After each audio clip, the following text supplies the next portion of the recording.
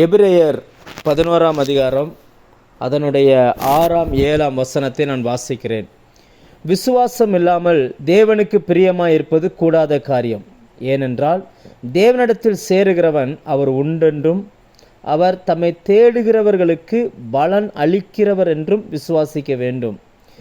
விசுவாசத்தினாலே நோவா தற்காலத்திலே காணாதவைகளை குறித்து தேவ எச்சரிப்பு பெற்று பயபக்தி உள்ளவனாகி தன் குடும்பத்தை ரட்சிப்பதற்கு பேழையை உண்டு பண்ணினான்.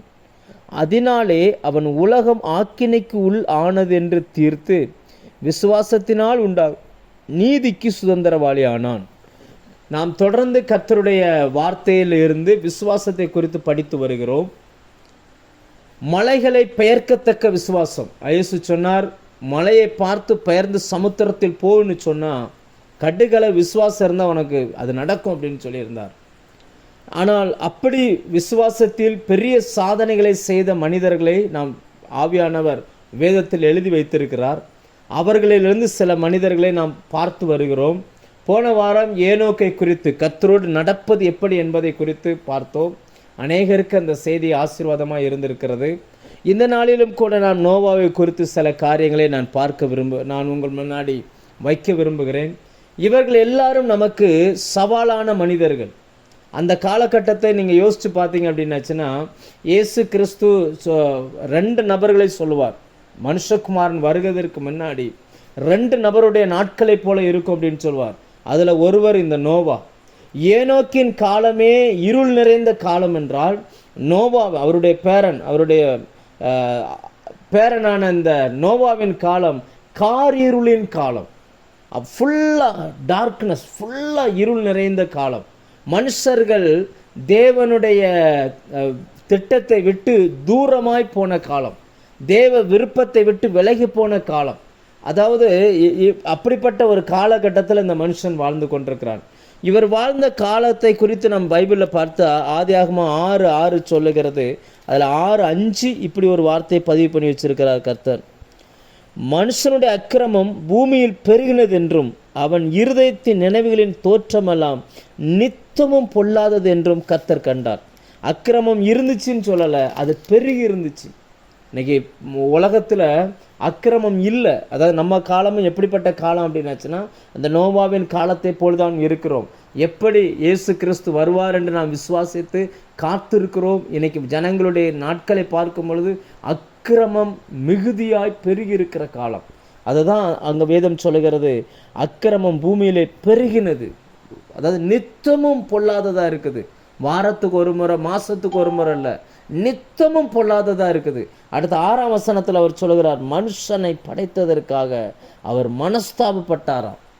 அவருடைய இருதயத்தில் கோபம் வந்துருச்சான். தேவன் இப்படிப்பட்ட வார்த்தைகள் எல்லாம் வேதத்தில் ரொம்ப கடினமான சில வார்த்தைகளை பதிவு பண்ணி வைக்கிறார்.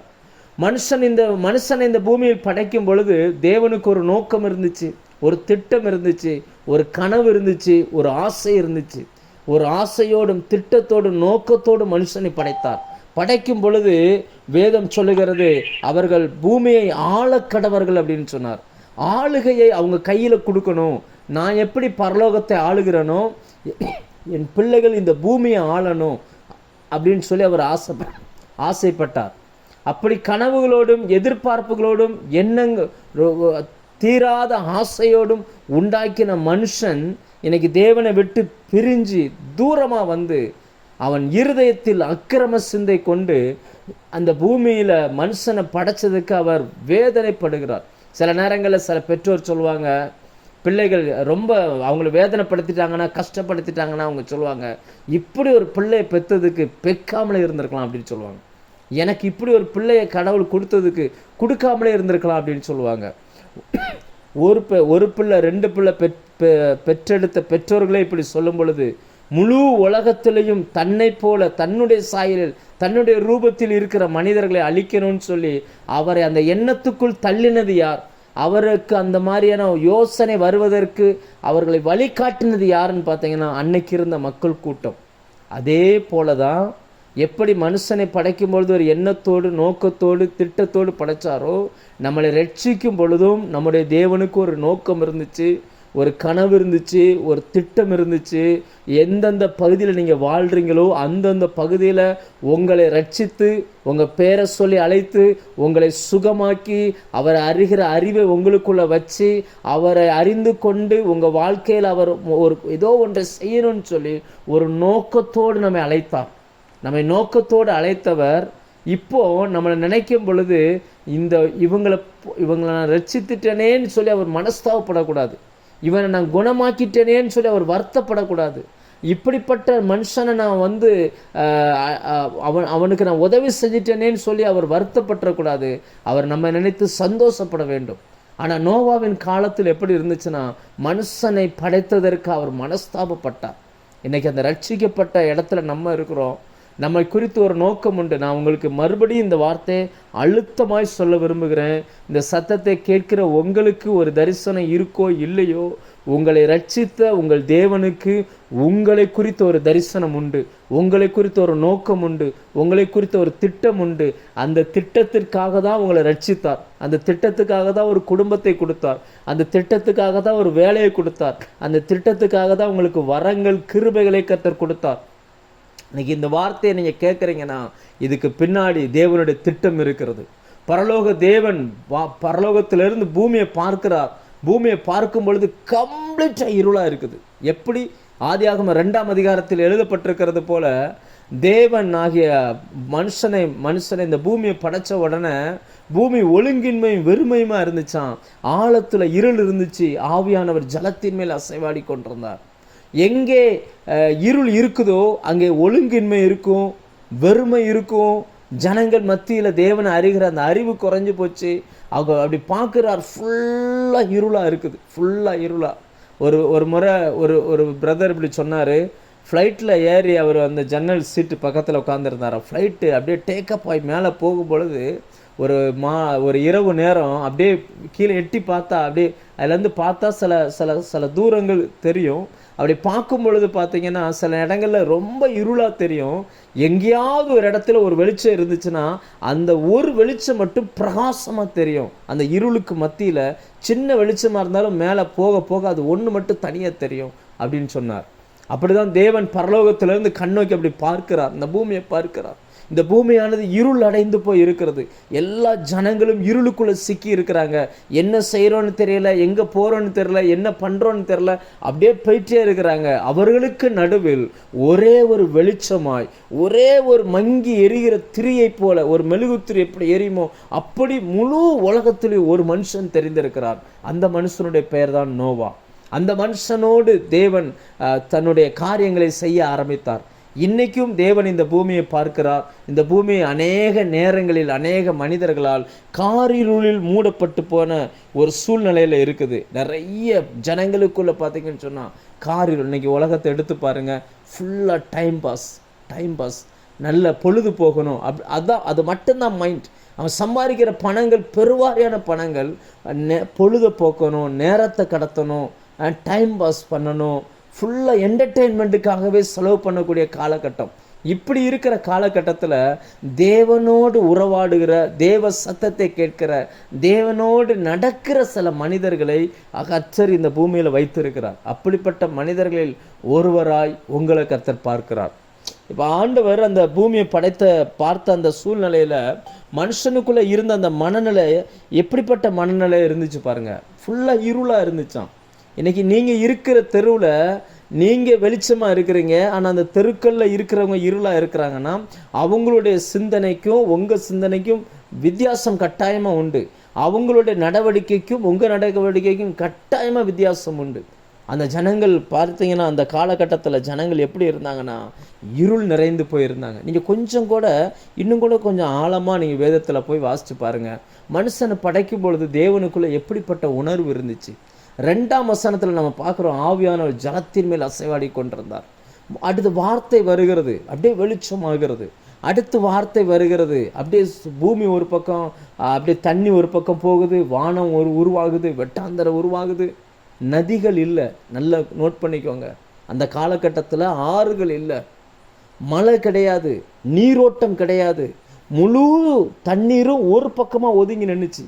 ஒரே ஒரு சமுத்திரம் தான். அதுவும் உப்பு தண்ணியாக இருந்துச்சான்னா நமக்கு தெரியாது. அன்னைக்கு எல்லாருக்கும் தண்ணி வேணும் அப்படின்னாச்சுன்னா பூமியிலிருந்து மூடு பண்ணி எழும்பி அப்படியே பூமியை நனைக்கும். ஒரு ஏசிக்குள்ளே வச்சுருந்தது போல் கர்த்தர் வச்சுருந்தார். நீங்கள் வேதத்தில் படித்து பார்த்தீங்கன்னா ஆதியாகமம் 2ஆம் அதிகாரம் 6ஆம் வசனம் படித்து பாருங்கள்.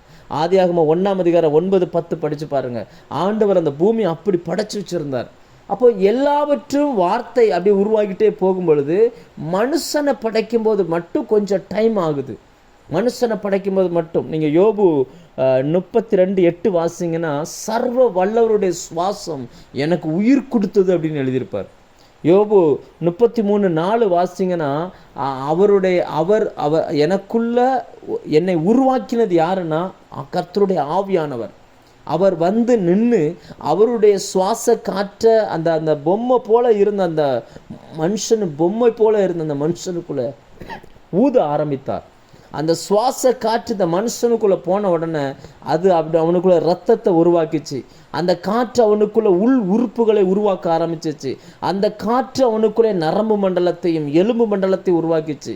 அந்த காற்று அவனுக்குள்ளே ஜீவனை கொடுக்கக்கூடிய நிணநீர் மண்டலங்கள், அந்த இரத்தத்துக்குள்ளே இருக்கக்கூடிய அணுக்கள், வெள்ளை அணுக்கள், சிகப்பணுக்கள், இதயம் எல்லாமே அது அந்த தேவனுடைய அந்த சுவாசம் உருவாக்க ஆரம்பிச்சிச்சு.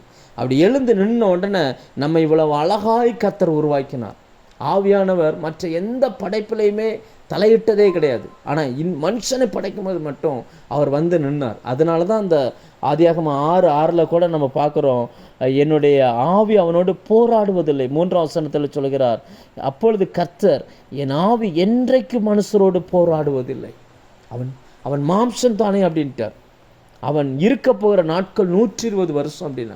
அப்போ தேவனுடைய அந்த ஆவியானவர் மனுஷனை உருவாக்கி ஒரு நோக்கத்தோடு படைச்சு வச்சிருக்கார். இன்றைக்கும் நான் உங்களுக்கு மறுபடியும் சொல்கிறேன், நம்ம ரட்சிக்கும் பொழுது அவருக்குள்ளே ஒரு நோக்கம் இருந்துச்சு. என்னை ஆண்டவர் ரட்சித்தது எதற்குன்னு சொன்னால், இந்த பூமியில் எல்லாருமே இருளாக இருந்தாலும் என்னை அவர் வெளிச்சமாக வைக்கணும்னு அவர் ஆசைப்படுகிறார். என் வெளிச்சத்தின் மூலம் அநேகரை வெளிச்சத்துக்குள் கொண்டு வர முடியும் என்று அவர் விரும்புகிறார். அன்னைக்கு நோவாவின் காலம் அப்படிப்பட்ட காலகட்டத்தில் இருந்துச்சு. ரெண்டாவது நம்ம பார்க்குறோம், நோவா தற்காலத்தில் காணாததை நம்பி கிரியை செய்த மனுஷன். தற்காலத்தில் காணாத ஒன்று, அதாவது எப்படி அப்படின்னாச்சுன்னா, அந்த காலகட்டத்தில் முழு பூமியிலுமே மழை கிடையாது, தண்ணீர் கிடையாது. ஃபுல்லாகவே பூமியிலிருந்து தான் அப்படியே மேலே எழும்பி அப்படி வரும். அந்த காலகட்டத்தில் யாருமே மழை தண்ணியை பார்த்ததே கிடையாது. அவர் மட்டும் இல்லை, அவருக்கு முன்னாடி வாழ்ந்த தலைமுறையில் யாருமே பார்த்தது கிடையாது, கேட்டது கூட கிடையாது. அப்படி காணாத ஒன்றை குறித்து தேவன் பேசும் பொழுது அதை அப்படியே நம்ப ஆரம்பித்தார், அப்படியே விசுவாசிக்க ஆரம்பித்தார். ஆனால் உங்களுக்கும் எனக்கும் அவர் வரும்பொழுது என்னெல்லாம் வரும்னு சொல்லி இருக்கிறத நாம் காணாதவர்கள் அல்ல, நாம் கண்டவர்கள். ஆண்டவர் சொன்னார், பூமி எதிர்ச்சி வரும்னார், நாம் பூமி எதிர்ச்சிகளை பார்த்துருக்கிறோம். கொள்ளை நோய்கள் வரும்னார், கொள்ளை நோய்களை பார்த்துருக்கிறோம்.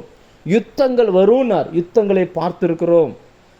நம்ம நிறைய காரியங்களை பார்த்துருக்குறோம். ஆனாலும் காணாத ஒன்றை குறித்து தேவ எச்சரிப்பு பெற்ற அந்த தேவ மனுஷன் தன்னையும் தன் குடும்பத்தையும் காப்பாற்றுவதற்காக அவர் வேலையை செய்ய ஆரம்பித்தார்.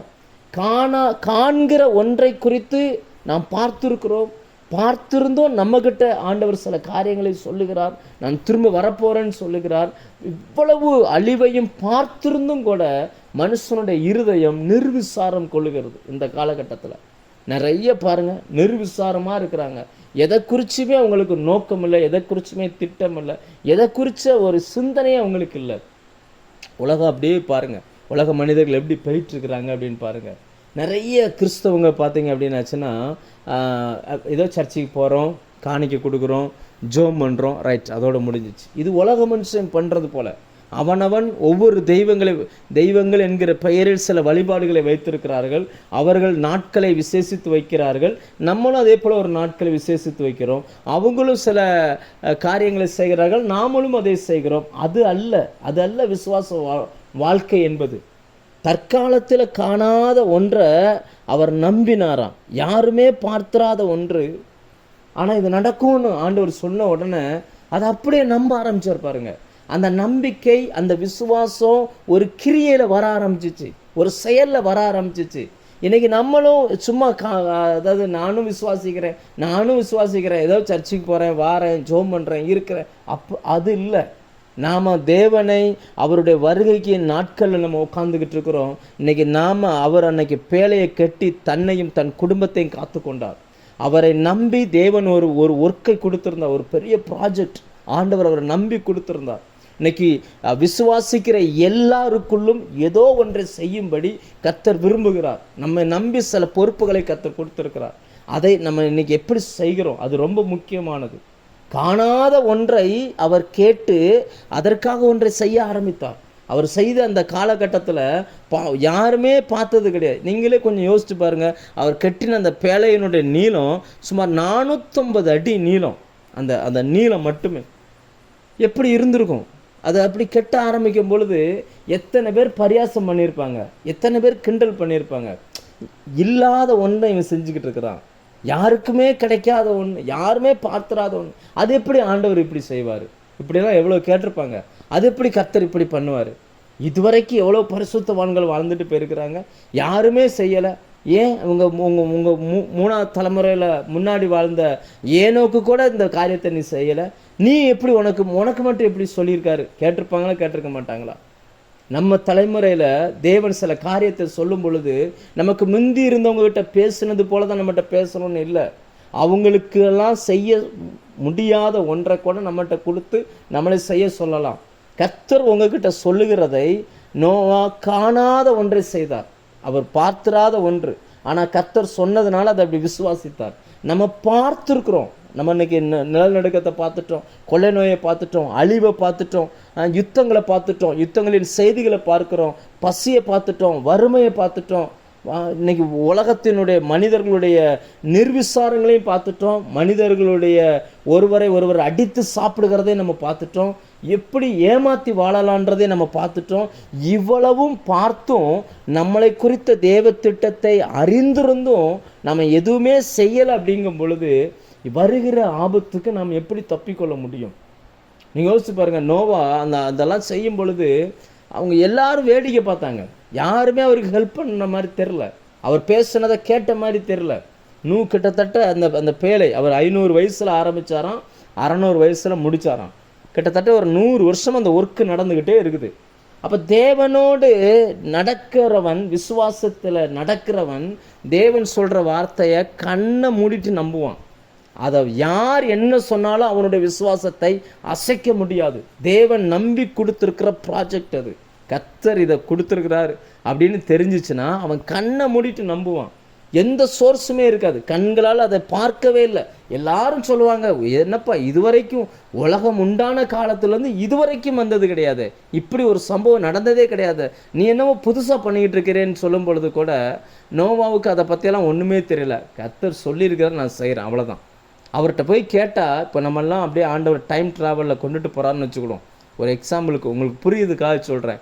நோவாட்ட போய் இது கேட்டால், நீங்கள் எப்படி என்ன தைரியத்தில் இதெல்லாம் பண்ணீங்க, நாங்கள் இப்போ கண்ணால் பார்க்குற எங்களாலே நிறைய காரியங்களை நம்ப முடியலையே, நீங்கள் எப்படி பண்ணீங்கன்னா அவர் சிம்பிளாக சொல்லுவார், நான் கர்த்தரோடு தினந்தோறும் நடக்கிறவன், அவர் என்கிட்ட சொன்னார், நான் செஞ்சேன், அவ்வளோதான். அதுக்கு மேலே ஒன்றுமே இல்லை.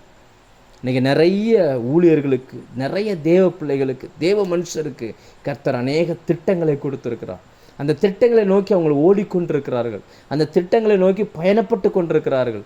அப்படிப்பட்ட அந்த நபர்களை குறித்து தான் நம்ம வேதத்தில் வாசிக்கிறோம்.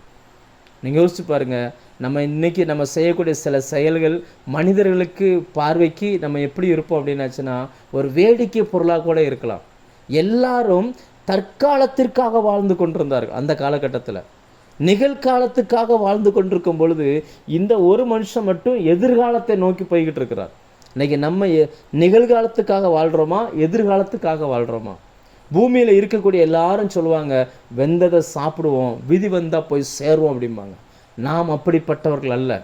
நாம் அதற்காக அழைக்கப்படலை. அதற்கு நமக்கு கிறிஸ்து தேவையே இல்லை. அதற்காக இயேசு நமக்காய் மரிக்கலை. நம்மை அழைத்ததற்கு பின்னாடி ஒரு பெரிய நோக்கமும் திட்டமும் உண்டு. நீங்கள் இருக்கிற இடத்துல உங்கள் தெருவே ஒன்று செய்யலாம், ஆனால் நீங்கள் அதை செய்ய முடியாது. எல்லாவற்றையும் அனுபவிக்க நமக்கு அதிகாரம் உண்டு, ஆனால் எல்லாம் நமக்கு தகுதியாகிறாது. எல்லாமே நமக்கு தகுதியாக கிடையாது. அந்த வார்த்தை தான் நோவாவை வந்து அந்த வேலையை செய்ய வச்சிச்சு. தற்காலத்தில் பார்க்கல தான், ஆனால் கர்த்தர் சொல்லிட்டார், நான் அதை செய்கிறேன். கொஞ்சம் யோசிச்சு பாருங்கள். ஆண்டவர் இந்த மாதம் எங்களுக்கு எங்கள் ஊழியத்தில் ஒரு காரியத்தை சொன்னார். சுமார் 60 கிராமங்களை சந்திக்கணும், 3000 பிள்ளைகளை சந்திக்கணும் அப்படின்னார்.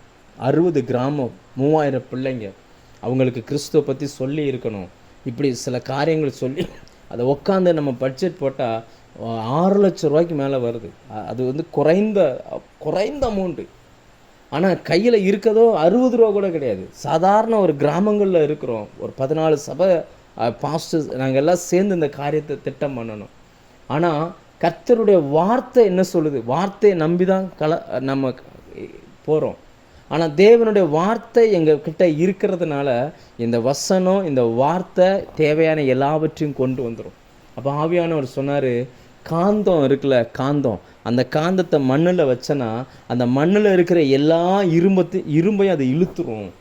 கர்த்தருடைய வார்த்தையை நான் உனக்கு தாரேன், அந்த வார்த்தையை கொண்டுட்டு போ, என்னென்ன தேவையோ எல்லாமே உனக்கு கிடைக்கும், பரலோகம் அதற்கு ரெஸ்பான்ஸ் பண்ணும் அப்படின்னார்.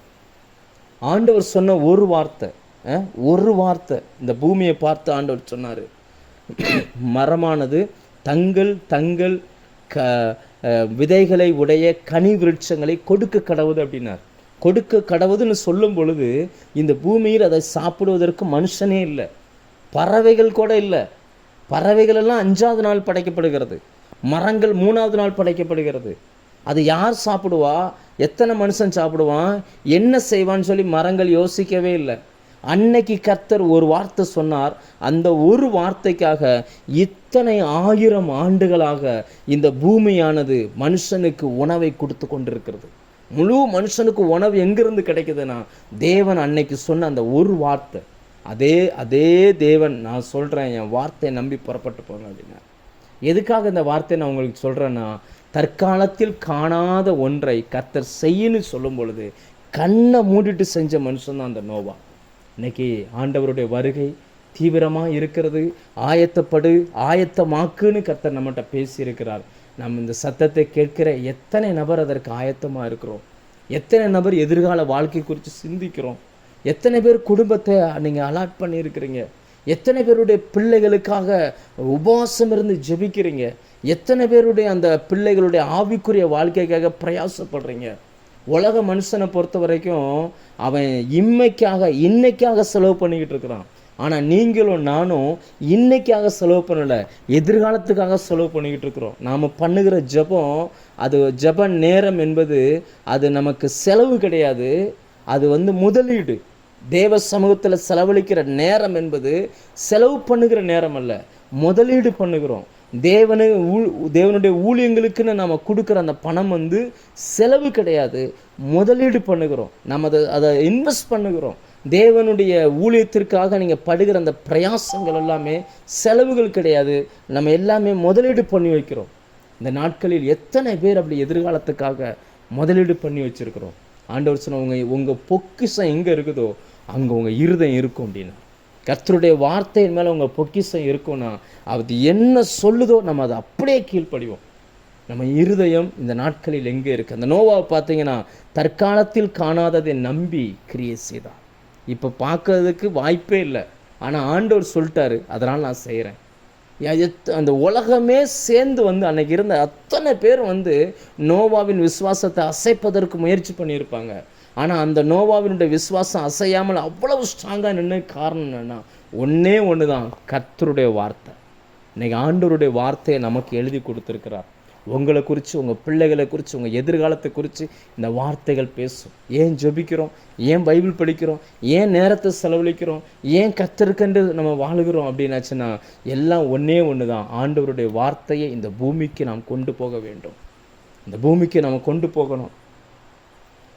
சிறுவர் ஊழியங்கள் செய்யாமல், ஜனங்களுக்கு சுவிசேஷம் அறிவிக்காமல் நம்ம இருந்தோம் அப்படின்னா இன்னும் ஒரு 10-15 வருஷத்தில் வெறும் கட்டடங்கள் தான் இருக்கும், உள்ள ஆள் இருக்க மாட்டாங்க. ஏற்கனவே நிறைய இடங்களில் சபைகள், ஆலயங்கள் எல்லாமே வெறும் கட்டடங்கள் மட்டும்தான் இருக்குது. எத்தனையோ ஆலயங்கள் மசூதிகளாய், திருமண மண்டபங்களாய், எத்தனையோ ஆலயங்கள் அப்படி மாறி போச்சு. நம்ம ஊரில், நம்ம தமிழ்நாட்டில் கூட விருதுநகர்லேருந்து உசிலம்பட்டி போகிறதுக்கு ஒரு வழி இருக்குது. அந்த வழியில் போனால் எனக்கு தெரிஞ்சு கிட்டத்தட்ட ஒரு 20 சபைகளுக்கு மேலே கெட்டி ஒரு காலத்தில் நல்லா நடந்துக்கிட்டு இருந்த சபைகள் இன்றைக்கி ஆளே இல்லாமல் பூட்டி கிடக்குது. சில சபைகள் டாஸ்மாக் கடைக்கு போயிடுச்சு. சில சபைகள் அதாவது என்ன சொல்கிறது, ஒரு பாவமான தொழிலுக்கு அது பயன்படுத்தப்பட்டுக்கிட்டு அப்படியே கிடக்கு. அங்கே ஆளே கிடையாது, ஒருத்தர் கூட கிடையாது. அங்கே இருந்த விசுவாசிகள் எல்லாம் பின்வாங்கி அப்படியே போயிட்டாங்க. அடுத்த புது விசுவாசிகள் யாருமே வரலை. என்ன காரணம்னா யாருமே இறங்கி அன்னைக்கு நோவா பேழையை கட்டினார். இன்னைக்கு நம்ம எதை கட்டிக்கிட்டு இருக்கிறோம்? நம்ம நம்பி ஆண்டவர் ஒரு வேலையை கொடுத்தார். சகல ஜனங்களுக்கும் சுவிசேஷத்தை அறிவியுங்கள் அப்படின்னார். இந்த ராஜ்யத்தின் சுவிசேஷம் முந்தி பிரசங்கிக்கப்பட வேண்டும் அப்படின்னார். இன்னைக்கு அதை எத்தனை நபர்கள் செய்து கொண்டிருக்கிறோம்? மூன்றாவது, அந்த நோவாவை குறித்து நாம் பார்க்கிற இன்னொரு காரியம், தற்காலத்தில் காணாததை குறித்து தேவ எச்சரிப்பை பெற்ற மனுஷன், கர்த்தருடைய எச்சரிப்பை பெற்ற மனுஷன். அப்படின்னா அர்த்தம் என்னன்னா, தேவனோடு நடக்க நடக்க நடக்கத்தான் கர்த்தர் நம்மோடு பேசுவார். எடுப்புலேயே அந்த எச்சரிப்பெல்லாம் நம்மகிட்ட பேச மாட்டார். தேவனோடு நடக்க நடக்க, அவரோடு பழக பழக பழக தான் தன் இருதயத்தில் உள்ளதை மனுஷனிடத்தில் அவர் பேசுவார். இன்னைக்கு தேவனுக்கு ரொம்ப ஆசை நம்ம குறித்து பேசணும், உங்களை சுற்றி இருக்கிற சூழ்நிலை குறித்து பேசணும், உங்கள் பட்டணத்தை குறித்து, உங்கள் சபையை குறித்து, உங்கள் வேலை செய்கிற ஸ்தலத்தை குறித்து, உங்கள் குடும்பத்தை குறித்து ஏன் ஆண்டவர் பேசணும்னு ஆசைப்படுறார்? எதற்காக பேசணும்னு ஆசைப்படுறார்? ஏன் நோவாவோடு பேசணும்னு அவர் ஆசைப்பட்டார்?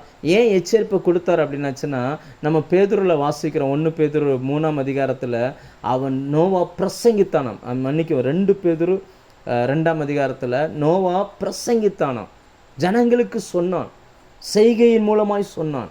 இன்னைக்கு அந்த எச்சரிப்பை கர்த்தரோடு நடக்க நடக்க நடக்க நம்மோடு தருகிறார்.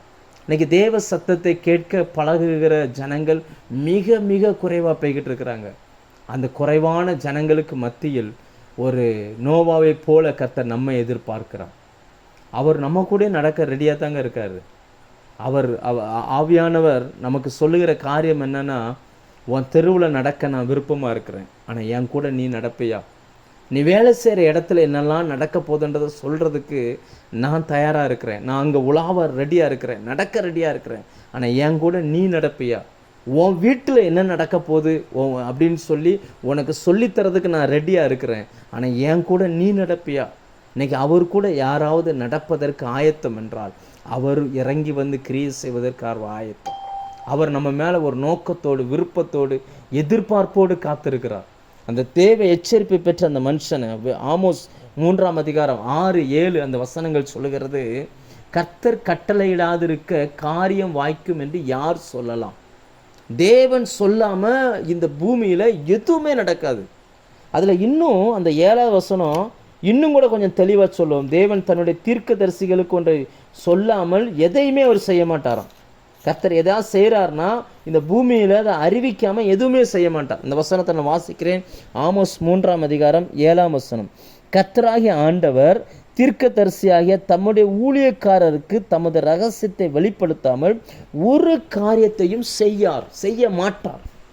அப்போ அன்னைக்கு ஜலப்பிரளயத்தினால் நான் அழிக்க போகிறேன் அப்படின்னு சொல்கிறதுக்கு இந்த பூமியில் பார்க்குறாரு. எந்த மனுஷன்ட்ட யார்கிட்ட சொல்லலான்னு பார்த்தா அத்தனை பேரும் இருளோடு இருளாக இப்படி போயிட்டே இருக்கிறாங்க. ஆனால் அதில் ஒரே ஒரு மனுஷன் மட்டும் வெளிச்சத்தை பெற்றவன் வாழ்ந்தான். அந்த மனுஷனோடு அவன் கர்த்தர் பேச ஆரம்பித்தார். இன்னைக்கு நம்மோடு பேசி கொண்டிருக்கிறார். இந்த உலகம் ஆக்கினைக்குள்ளாய் தீர்க்கப்பட போகிறது. இந்த உலகத்தின் முடிவு காலம் நெருங்கி கொண்டிருக்கிறது. இன்ன மாதிரி சம்பவிக்க போகுதுன்னு சொல்லி ஜனங்களை எச்சரிப்பதற்கு நம்மை கர்த்தர் பயன்படுத்துகிறார். அந்த எச்சரிப்பின் சத்தத்தை நமக்குள்ளே வைக்க விரும்புகிறார். இன்னைக்கு கிறிஸ்தவங்களுக்குள்ளே பார்த்தீங்க அப்படின்னாச்சுன்னா, இந்த எச்சரிப்பின் சத்தத்தை கேட்கறதுக்கு விருப்பமும் இல்லை, அதன்படி செய்கிறதுக்கு ஆசையும் இல்லை. ஆனால் கர்த்தர் நம்மை சவால் விட்டு எழுப்ப விரும்புகிறார். இன்னைக்கு ஒரு ஜெனரேஷனுக்கு மத்தியில் நம்ம வாழ்ந்துக்கிட்டு இருக்கிறோம். நீங்கள் வேதத்தை கவனமாக படித்து பார்த்தீங்கன்னா அப்போஸ்தலர் 2ஆம் அதிகாரம் 39-40 இந்த வசனங்கள் சொல்லும். அன்னைக்கு பரிசுத்த ஆவியினால் நிரம்பி என்ன செய்யணும், நாங்கள் என்ன பண்ணணும்னு கேட்கும் பொழுது அப்போஸ்தலர் 2ஆம் அதிகாரம் 39-40 பாருங்கள். பேதுரு அவர்களை நோக்கி, வாக்குத்தத்தமானது உங்களுக்கும் உங்கள் பிள்ளைகளுக்கும் நம்முடைய தேவனாய கர்த்தர் வரவழைக்கும் தூரத்தில் உள்ள யாவருக்கும் உண்டாயிருக்கிறது. என்ன வாக்குத்தத்தம்? நித்திய ஜீவனை அளிப்பேன் என்பதே அவர் நமக்கு தந்திருக்கிற வாக்குத்தத்தம். கர்த்தர் வேதத்திலிருந்து நமக்கு தந்திருக்கிற எல்லா வாக்குத்தத்தமும் நமக்கும் நம்முடைய பிள்ளைகளுக்குமானது. அதை நமக்கு தருவார். எப்போ தருவார்? அடுத்த வசனம் சொல்லுகிறது, 40ஆம் வசனம், இன்னும் அநேக வார்த்தைகளாலும் சாட்சி கூறி மாறுபாடுள்ள இந்த சந்ததியை விட்டு விலகி உங்களை ரட்சித்து கொள்ளுங்கள் என்று புத்தி சொன்னான். அப்படின்னா அர்த்தம் என்னன்னா, எல்லாம் இருளில் இருந்துகிட்டு இருக்கிறான், நீயும் இருளுக்குள்ள பெயராத, நீ வேற அங்கிருந்து விலகி உன்னை ரட்சித்துக்கொள். இன்னைக்கு ஒரு ஒரு ஒரு வேறுபட்ட ஒரு வாழ்க்கையை வாழ்வதற்கு கர்த்தர் நம்மை அழைத்திருக்கிறான். இந்த உலகம் பணத்துக்கு பின்னாடி ஓடிக்கிட்டு இருக்குது. நீங்களும் நானும் கர்த்தருடைய வார்த்தைக்கு பின்னாடி போய்கிட்டு இருக்கிறோம். இந்த உலகம் சொல்லுகிறது வருகிற நாட்களில் இந்த வியாதி வந்துடும், அந்த வியாதி வந்துடும், அப்படி சம்பவிக்கும், இப்படி சம்பவிக்கும்னு சொல்லி. ஆனால் கர்த்தருடைய வார்த்தை சொல்லுகிறது, நான் சீக்கிரமாக வரப்போகிறேன், நீ அதுக்கு ஆயத்தமாகுங்குது. ஆனால் உலகம் என்ன சொல்லுது அப்படின்னாச்சுன்னா, வருகிற பயங்கரமான காலங்கள் வரப்போகுது, நீ அதற்கு ஆயத்தமாகுது அப்படிங்குது. இப்போ இது ரெண்டுமே ஒன்றுக்கு ஒன்று முரணாகவே இருந்துக்கிட்டு இருக்குது. இங்கே பாருங்கள், தேவ எச்சரிப்பை பெற்ற மனுஷன் என்ன நடக்க போகுதுன்றதை கர்த்தர் சொன்னார். எப்படி வாழணும்னு கர்த்தர் சொன்னார். எப்படி கிரியை செய்யணும்னு கர்த்தர் சொன்னார். அந்த பேலையை எடுத்து பார்த்தீங்கன்னா எப்படி அதை கட்டணும், என்ன அளவில், என்ன நீளத்தில், என்ன அகலத்தில், எந்த மரத்தை பயன்படுத்தணும், எல்லாமே அந்த 2 கேப்புக்கு இடையில எதை பூசணும், எங்கே ஜன்னல் வைக்கணும், எல்லாம் கர்த்தர் சொன்னார். கர்த்தர் சொன்னார். நமக்கு இன்னைக்கு ஆண்டவர் சொல்லுவார். அவர் சொல்கிறத மட்டும் நம்ம செஞ்சால் போதும். ஒருவேளை வாழும் பொழுது அது பைத்தியக்காரத்தனமாக தெரியும். எத்தனையோ நேரங்களில் நான் இதை நிறைய கேள்விப்பட்டிருக்கிறேன். அப்படியே உட்காந்து தெருக்கல்ல உட்காந்து அல்லது ஏதாவது மரத்தடியில் உட்காந்து 100 நாள் வேலைக்கு போவாங்க. அப்படியே வேலை செஞ்சுட்டு மத்தியானம் ஒரு 11-11:30 போல் உட்காந்துருப்பாங்க. அங்கே போய் ட்ராக்ஸை கொடுத்து ஏதாவது சொல்லும் பொழுது சிலர் கவனிப்பாங்க, சிலர் சொல்லுவாங்க பைத்தியக்காரத்தனமான வேலை, யார் இது, இவங்களுக்கெல்லாம் எங்கேருந்து காசு வருதுன்னு தெரில, ஏன் இதெல்லாம் பண்ணுறாங்கன்னு தெரில, இப்படி சொல்லிகிட்டே போவாங்க. தற்காலத்தில் வாழுகிற மனிதருக்கு நாம் செய்கிறது பைத்தியக்காரத்தனம் தான்.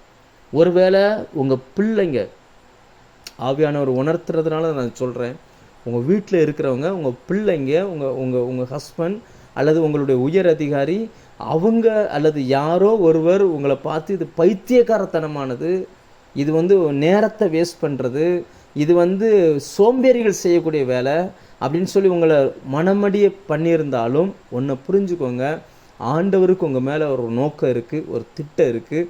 அதனால தான் அந்த வார்த்தையை உங்களை நம்பி கொடுத்துருக்குறார். உங்கள் குடும்பம் பிழைப்பது உங்கள் கரத்தில் இருக்குது. உங்கள் பிள்ளைங்க பிழைக்கிறது உங்கள் கரத்தில் இருக்குது. உங்களை சுற்றி இருக்கிறவங்க வாழ்கிறதும் வாழாமல் போகிறதும் உங்கள் கரத்தில் இருக்குது. நோவாவுக்கு தேவை எச்சரிப்பை கர்த்தர் கொடுத்தார்.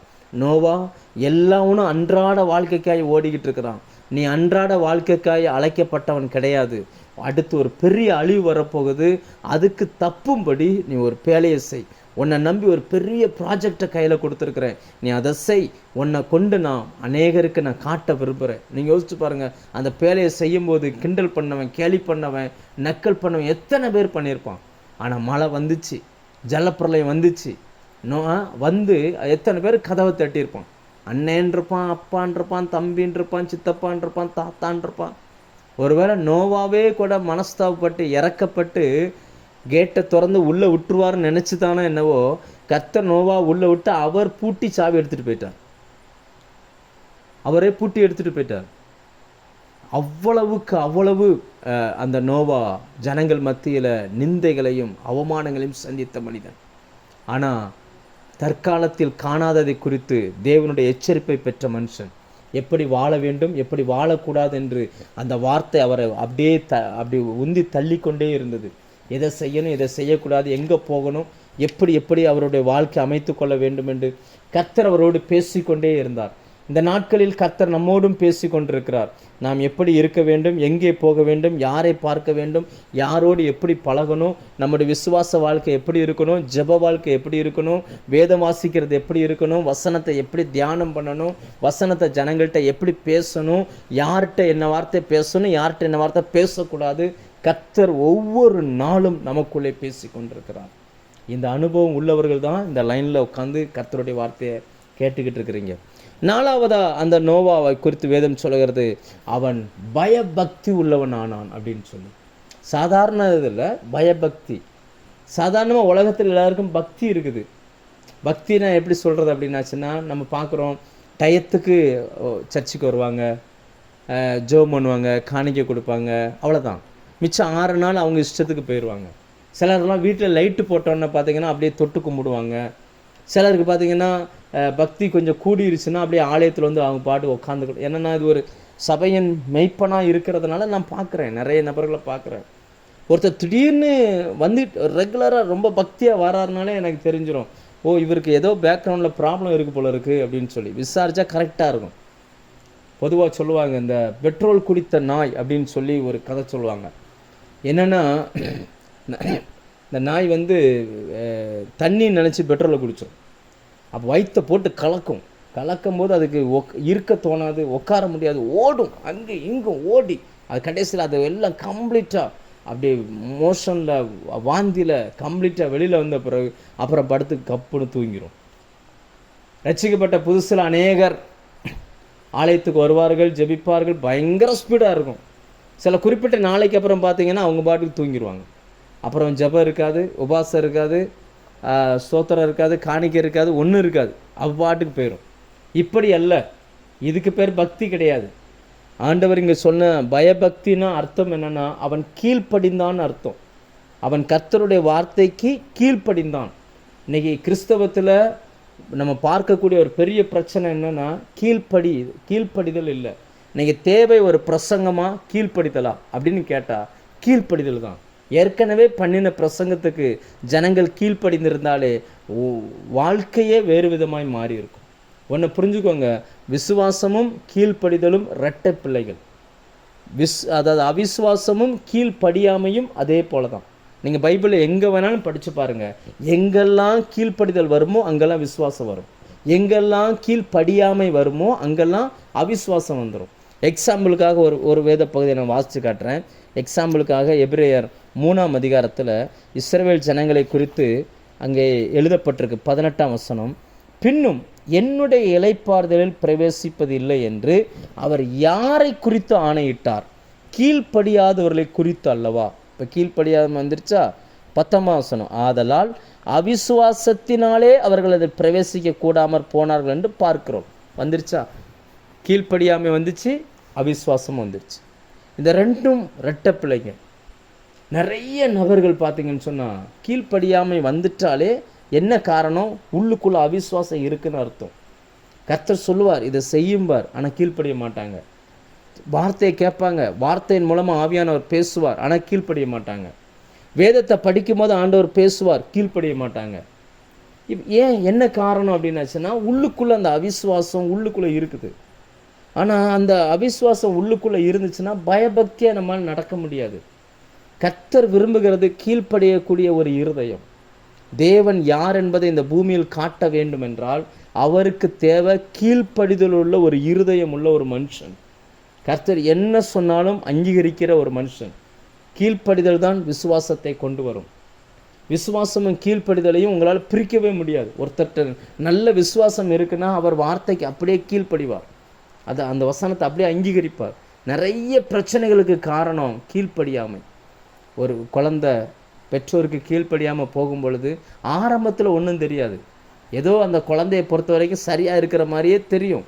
ஆனால் ஏதாவது ஒரு இடத்துல போய் அது மாட்டிக்கிடும். அப்போ அந்த பெற்றோர் சொல்லுவாங்க, உன்னுடைய கீழ்ப்படியாமை தான் இவ்வளவுத்துக்கும் காரணம் அப்படின்னு சொல்லி. இன்றைக்கி முழு உலகமும் கீழ்ப்படியாமைக்குள் சிக்கி இருக்கும் பொழுது நோவாவை போல சில மனிதர்களை கர்த்தர் வைத்திருக்கிறார்.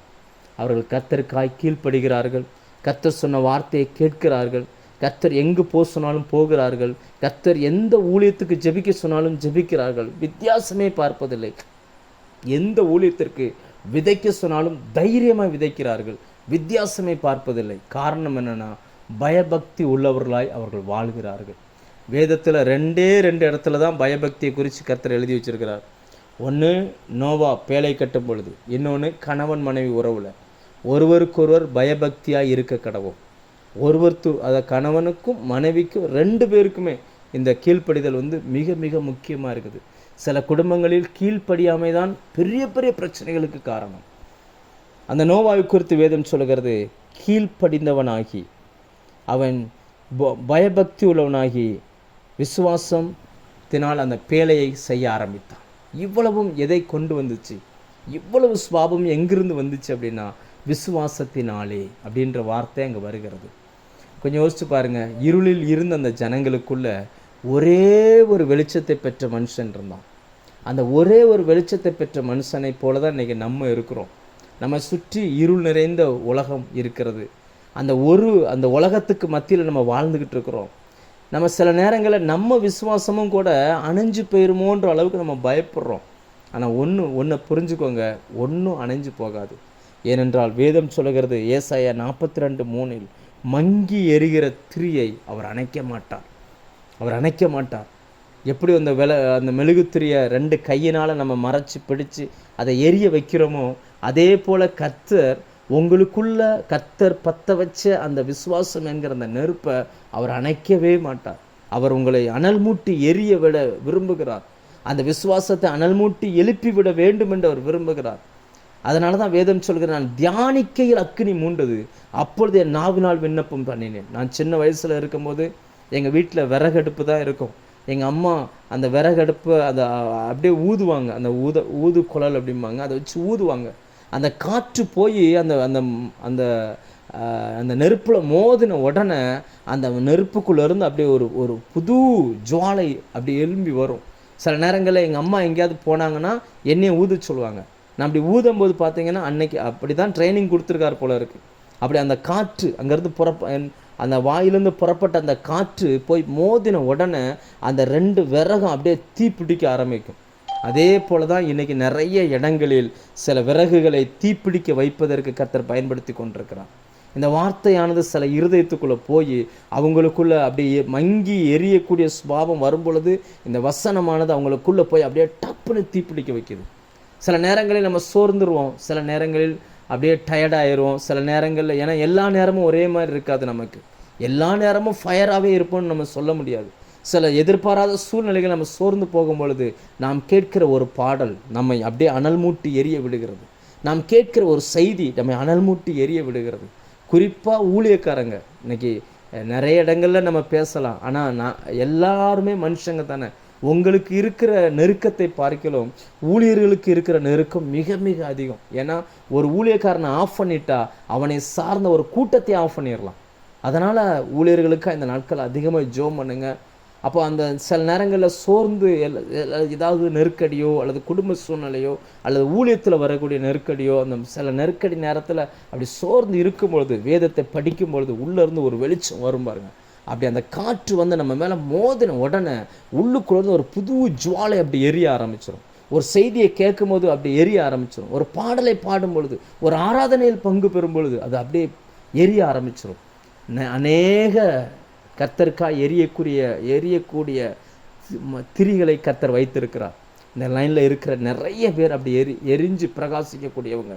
வேதம் சொல்லுகிறது, யோவான் எரிந்து பிரகாசிக்கிற விளக்காய் இருந்தான். இருக்கிற இடத்துல இருந்த மனுஷன் வனாந்தரத்தில் இருந்து கர்த்தருக்காய் எரிந்து பிரகாசிக்கணும்னு விரும்பினார். அரண்மனையிலிருந்து ஜனங்கள் அங்கே வந்தாங்க. நான் சொல்கிறேன், இருக்கிற இடத்துல நீங்கள் சாட்சியாக இருங்க. உங்களுடைய சாட்சி அநேகரை உயிர்ப்பிக்கும். தூரத்தில் இருக்கிறவர்களுக்கும் அது பிரயோஜனமாய் மாறும். எரிந்து பிரகாசிக்கிற விளக்காக இருந்தான். யோசிச்சு பாருங்க. அப்போ ஆசாரியன், இவன் நினச்சிருந்தா ஆசாரிய ஊழியத்துக்கு போயிருக்கலாம்.